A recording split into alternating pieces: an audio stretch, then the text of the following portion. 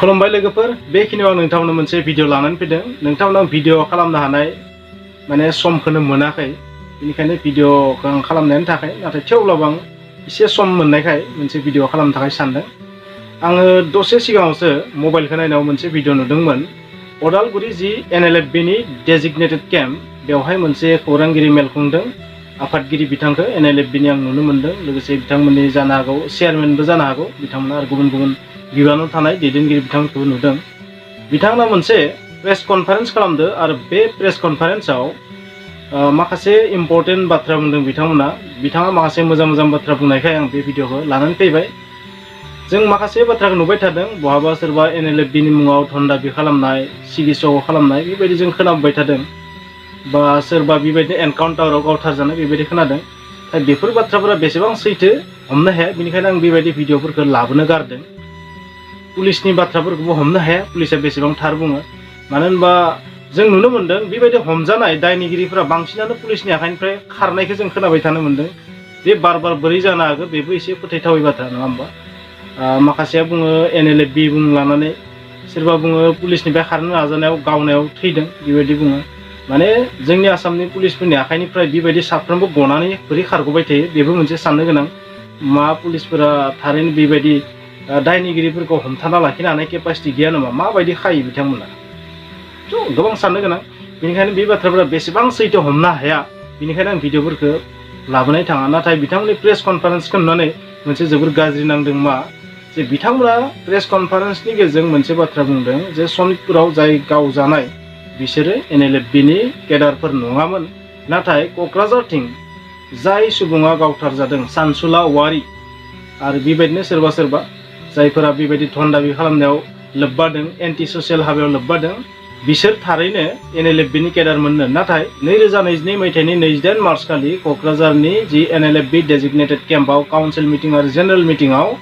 बिसोरखौ गोबां बुजायदोंमोन नाथाय बिसोरो एन्टि ससियेल खामानिनिफ्राय गोजानाव थायाखैमोन बेनिखायनो बिसोर सा 16आव होखारनाय जादोंमोन डिसचार्ज खालामनाय जादोंमोन होननानै मिथिनो मोन्दों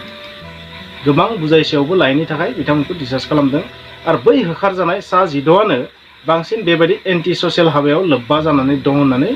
बिथांमोना बुंदों प्रेस कनफारेन्सनि गेजेरजों जायफोर बिथांमोना बेबायदि एन्टि ससियेल खामानियाव लोब्बा दं बिसोरखौ मेन स्ट्रिमाव फैनो थाखायबो बिथांमोना गोबां रिक्वेस्ट खालामदों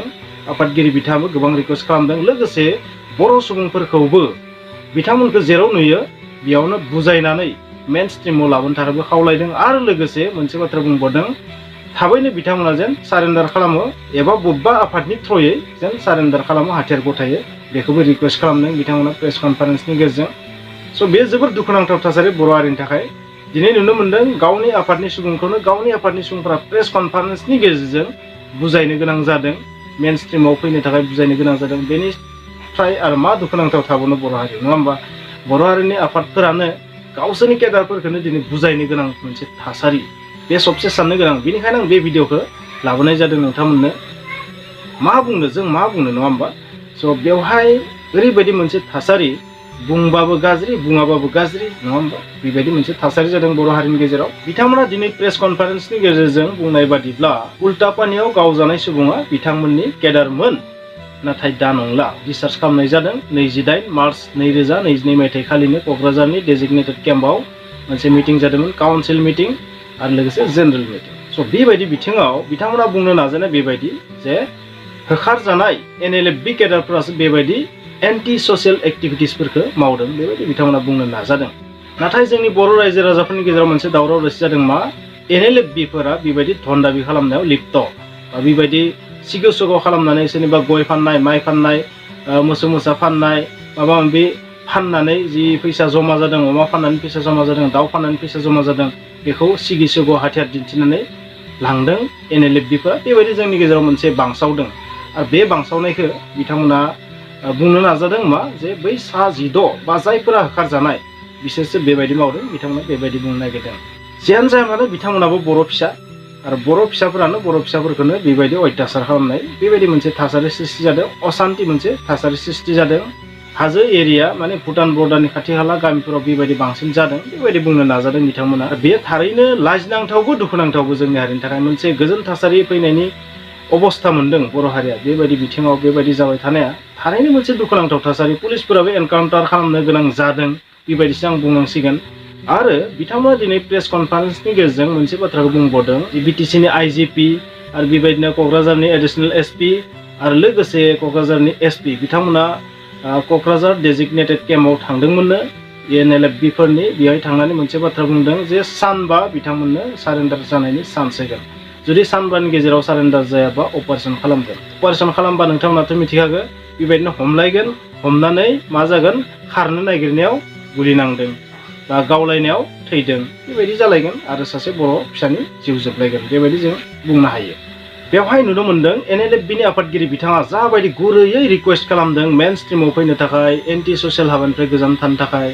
बे थारैनो जोबोद दुखुनांथाव। मानो होनबा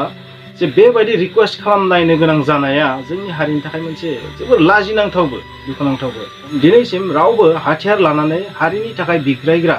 सोमावसारग्रा सुबुंफोरा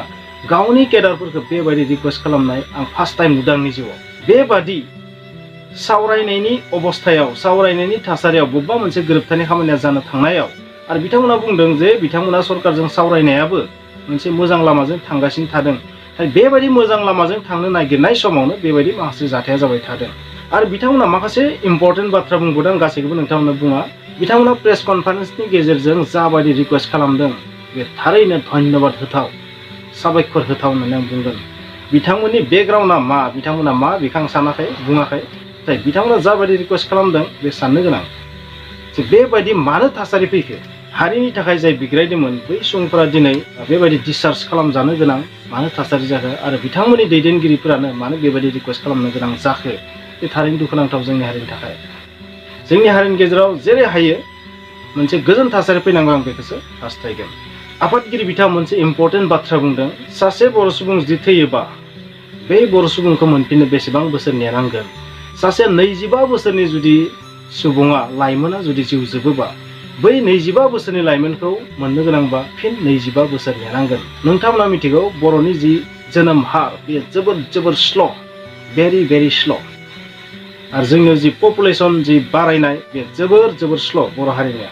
आरो बेबायदि बिथिङाव सासे जुदि लाइमोन थैयोबानो, सासे लाइमोननि जुदि जिउ जोबोबानो बे हारिनि थाखाय जोबोर खहा। नोंथांमोनाबो मिथिगौ बे बाथ्राखौ। बे जाबाय रियेल इउनिभार्सेल ट्रुथ बाथ्रा बे बर' हारिनि थाखाय। बिथाङा जाय बाथ्रा बुंदों बेबायदि थासारियाव जों थारैनो सासे लाइमोनखौ खोमानो हाया, आंबो बेखौनो बुंगोन। स' नोंथांमोना मा सानो कमेन्टआव लिर।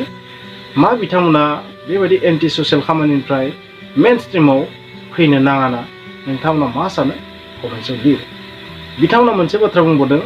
जे जायफोर सुबुंफोरा बिथांमोनखौ नुयो बुजायनांगौ, मेन स्ट्रिमाव लाबोनो थाखाय नाजानांगौ